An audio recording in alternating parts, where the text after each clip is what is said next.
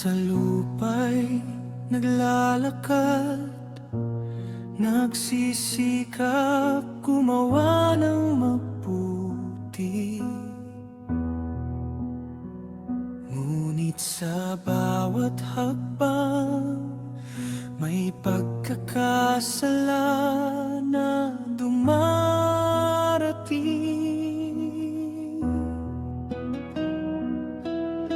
Hindi tayo perpekto, may kahinaan sa ating puso.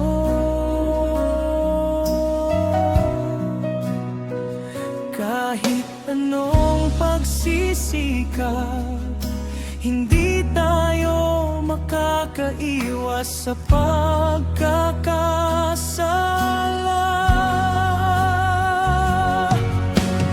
Tunay na walang matuwid sa lupa, walang sinuman ang walang sala.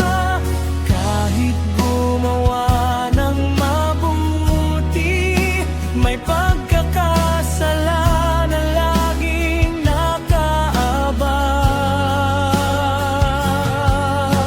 Ito ang katotohanan mula sa salita ng Diyos, na tayo'y lahat may kahinaan.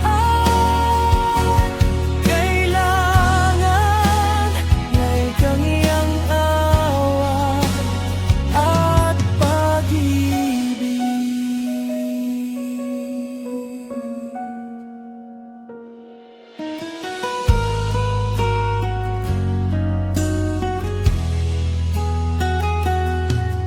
Minsan ay iniisip natin na tayo'y maayos at matuwid.